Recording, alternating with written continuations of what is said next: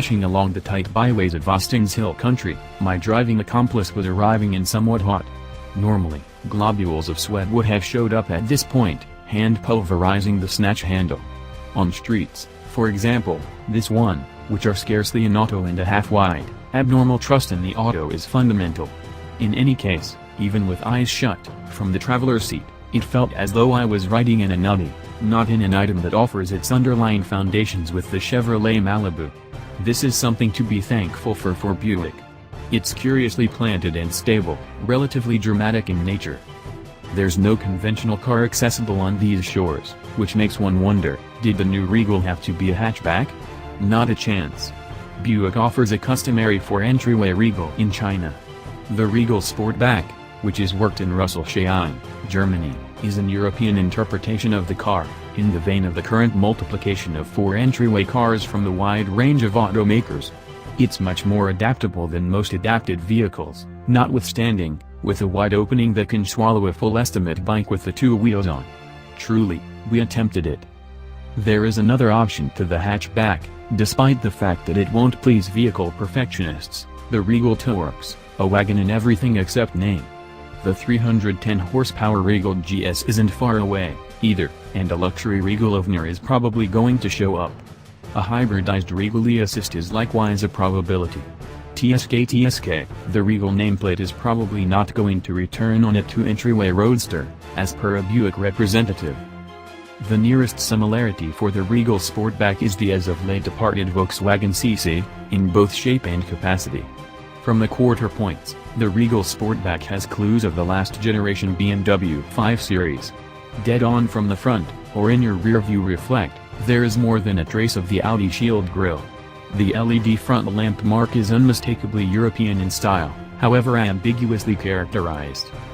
Progressively, the front-wheel drive Regal Sportback is a match for the Audi A4/A5 Sportback pair. The smooth, turbocharged 2.0-liter inline-4 is a considerable power plant, especially when matched with the 9-speed programmed transmission.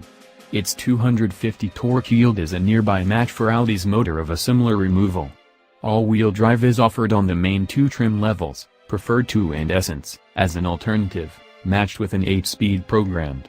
A trap differential that can guide torque to singular wheels, notwithstanding parted front and back, is standard on the AWD models. The hill country streets outside Austin city limits were a fitting area to experiment with the Germanic Regal Sportback. Affirming what Autoblog experienced in a quick spin earlier this year, there is a tranquil certainty to the Regal Sportback's moves. Pound the quickening agent, and the Buick thunders delicately to life. The 9-speed programmed is rich smooth, and moves are impalpable from both of the front seats. Sit without moving stop, standard over the line, has little of the brutal shake that European game vehicles still haven't dealt with. Strangely, there are no move paddles, however you can change the Regal Sportback for yourself utilizing the gear selector lever.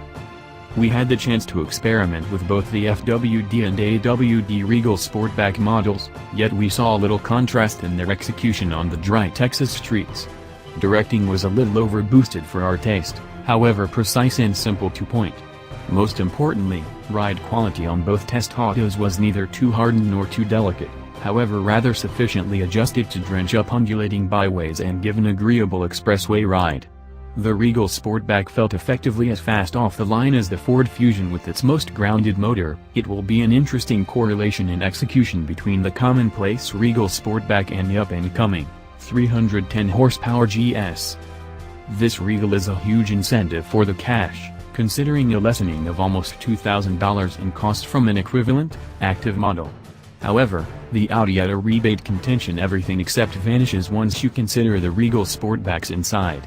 It is an unholy consolidation of mislined corners, sharp edges, unstable plastic and unexciting calfskin. In a world where the launch of the 2018 Honda Accord feels a class over, the Regal Sportback's inside is a loss of cost-cutting. A full computerized dashboard isn't accessible, and the 8-inch touchscreen show just comes standard on the best 2 trim levels. The superior Bose sound framework is an update in name as it were. Apple CarPlay and Android Auto are standard, yet there is some idleness to framework inputs. To this current commentator's back, the dangerous cowhide felt more like leatherette. A fabric alternative, which exists for the base model, was not at the press review. The low, flexible driving position, which incites a genuine roadster-like feel, is a brilliant detect. The seats are agreeable for a considerable length of time, long spells in the driver's seat. The disjunctive sentiment and in fact skilled bundle encompassing so-so inside quality is reminiscent of the first Cadillac CTS. Look past the inadequacies of the cockpit, and the Regal Sportback is a genuine driver's auto contender that can go up against our top picks. You'll feel cheerful and certain pushing it hard in your everyday drive.